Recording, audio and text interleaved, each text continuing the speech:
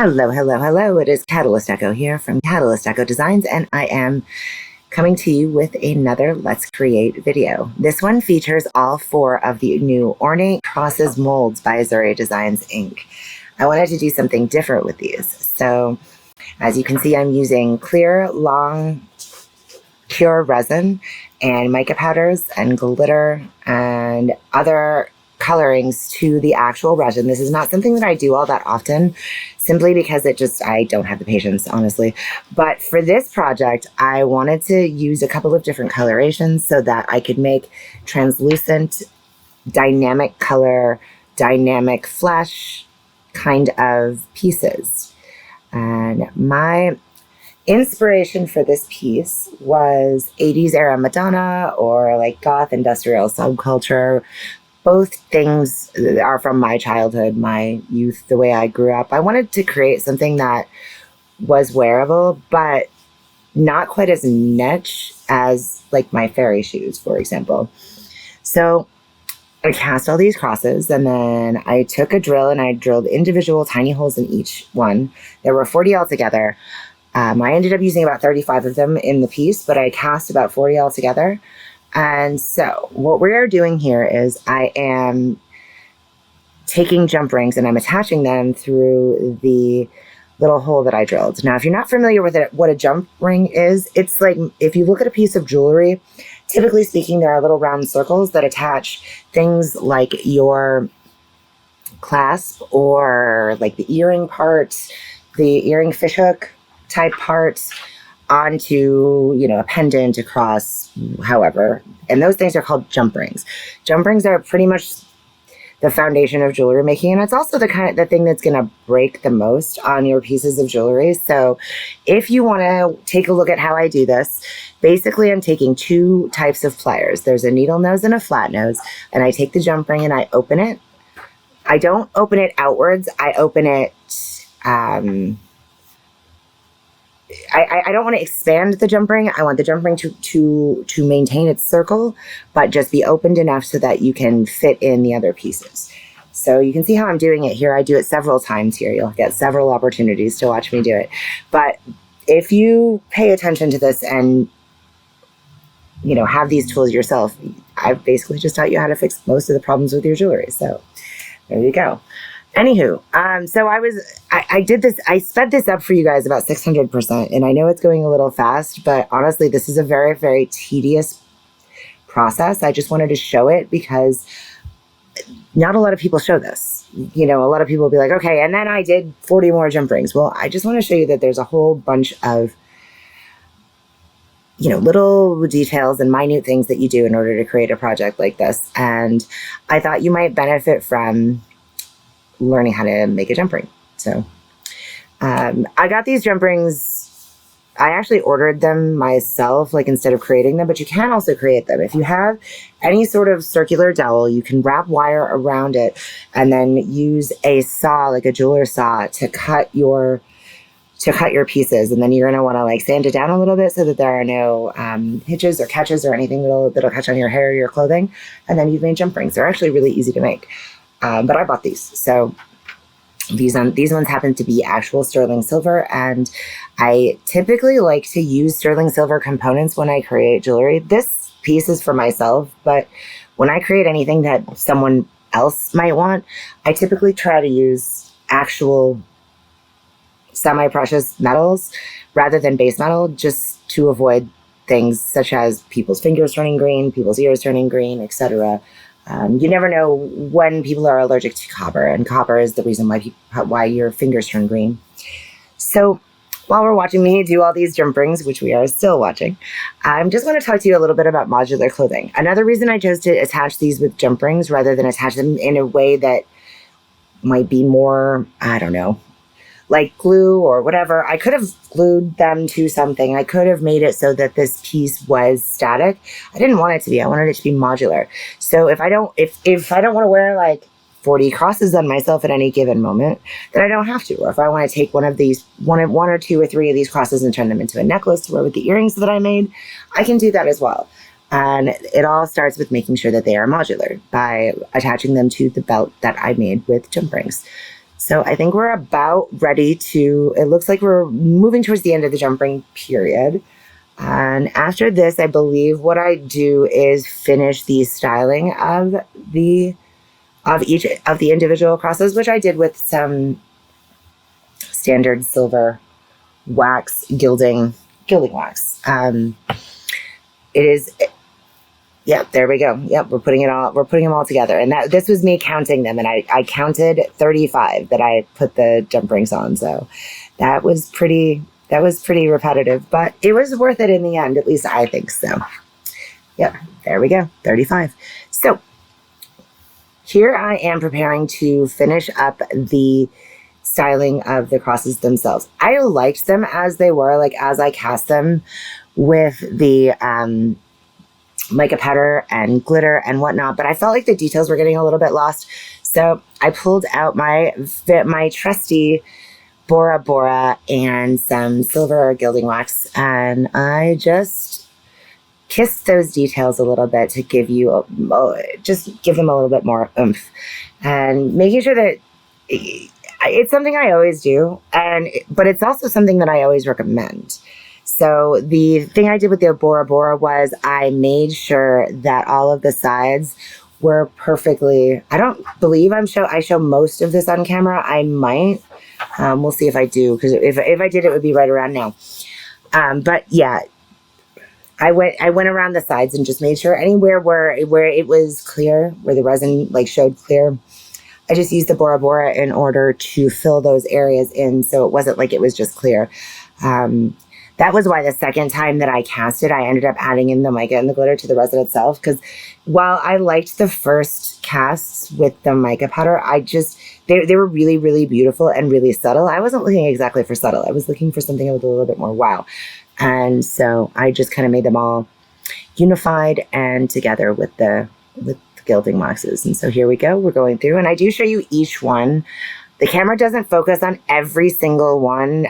There's a few of them that it kind of freaks out on just because they're so small, but you can kind of see them, each individual one. I have favorites. I know you're not supposed to pick a favorite, but I do have favorites. I will show you which one it is when it comes up, but I definitely have favorites. There's like 3 or 4 of them that I think are just so, so stunning. And then I love the little ones too, but I feel like some of the details aren't as obvious as in the larger pieces, but the larger pieces are also a lot more awkward on the belt itself. So yeah, that's one of my favorites. I really like these little ones though too. And I do like the earrings. The earrings are surprisingly lightweight in Sagentalia. I thought that they might be a little heavy, but they're not. They're not heavy at all. It's like I'm not wearing anything. I wore them pretty much all day yesterday while I was shooting that's my other favorite one, the one I just showed you. Yeah, that one's really, really cool. That one close up, oof, just love it. And I love the big ones too, like the big thicker ones, like the one that's like 2 over and from the E6000. I love those big thicker ones. They're really, really pretty. And I noticed something when I was going through, because I might not ever have cast as many of these before, but when I was doing this project and going around, you can actually layer these crosses on top of each other to create even more ornate crosses. I'm not sure if I show you that in this video, but I will be sure to take a picture of a couple of those or you can try it yourself. There's no reason why you have to do what I did. You know, you should always do something that's unique to you. But yeah, this big one that I'm working on right now, this one works really well as a background. And then the thinner ones that are of a similar size, they layer perfectly on top of it. And it almost seems like that they were designed to go together. They may have been, for all I know. But yes, so now we are moving into the phase where I am attaching it to the chain belt, which I basically took a bunch of different black chains and I put them all together with a couple of lobster claw clasps. I was wearing this just by itself as a chain belt for a good long time, but a couple of the chains broke and I decided I needed something else, something with a little bit more flair and finesse. And so here we are. And it took me quite a little while to figure out exactly what I was going for with this. So you'll see, I'll go through and I'll attach these, and I'm attaching these. What I'm doing is I'm opening the jump ring back up again, and then I'm closing it back up again. and I'm just moving it around to different spots because some of the crosses were heavier than others, and they were making the chain lay weird. Like, you see how it's doing that kind of V shape? So that was okay for some things, but I wanted to make sure that this belt was modular so that that kind of a chain, you know, I basically, I wanted it to be balanced when it was the way that I intended to show it, which was like the sash style that you can see in the intro to this video, but also I wanted it to work in a number of different configurations. So you can wear this as a necklace, you can wear this as a standard belt, like attach it, you know, around so that it looks more like a chain belt, like a more traditional chain belt. You can wear it sash style like this. You can, you know, you can pretty much do whatever you can think of with this. You can attach it to something else. Since this is for me, what I do intend to do with it is probably I will end up wearing it mostly the sash style, just because I think it's pretty dynamic that way. But I will probably also use it as a belt or a necklace from time to time as well. So this part does get a bit repetitive. This is basically just me picking placements. And I started to go into how I was picking those placements before, but then I started talking about modular clothing, and well, we went off on a tangent and it was super fun, but now let's get back to what I was originally going to say. So in terms of picking the placement, the three things that I had in mind here were balance. I didn't want two crosses of the same style right next to each other. I did not want it to be symmetrical. I wanted it to be asymmetrical balance. And I didn't want any one of the crosses to be too heavy. Like if the chain was lighter, I didn't want to put a heavy cross on it and pull the chain into an unfamiliar configuration. I like that kind of like swoop kind of style.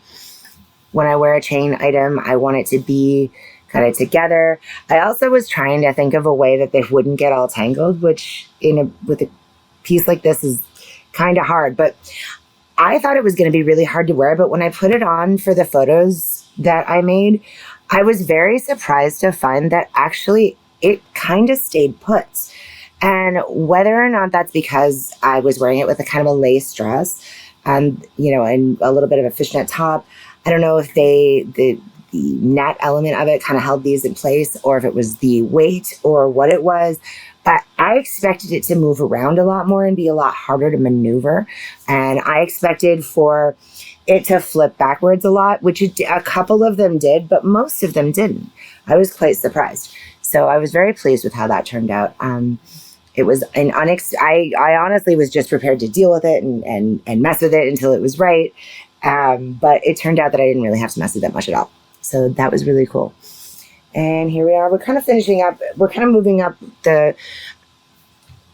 finishing up this part of the belt. There's a little bit more of it that isn't shown. I was trying to show you, like, I wanted you to see me at the attachment of it. But I didn't really realize that the camera didn't pan up as much on the mannequin as I wanted it to. So I do apologize for that. But you'll see the photos of the full thing at the end. So yep, we are just applying, opening jump rings, putting it on, seeing if it works, and then taking it off if it doesn't, and then moving it to somewhere else that does. And again, like I said, a lot of the things I had in I could have counted down the different links of the chain, and I could have done them all symmetrical, but that wasn't what I was going for. I was going for more of a waterfall effect. I was going for something that was a little bit more asymmetrical. I don't really love symmetry. I like asymmetrical balance. That's kind of just me. Some of you might find that really irritating, or maybe you have OCD or something of that nature. And if you do, I apologize for that. But I like asymmetrical balance. I like for things to be kind of a cluster that fans out. And that's what I was going for with this belt. So as you can see, it's starting to get a little bit fuller, and I have less and less on my table. And I was I sat here doing this for quite some time, but I knew when I was at this stage, this was getting to be around like 6 or so p.m. my time, and I knew I wanted to take some pictures of it on myself, and so that I needed to get it together, stop what I was doing, and go outside and get a couple of photos for the thumbnail and whatnot. And so I did manage to do all that.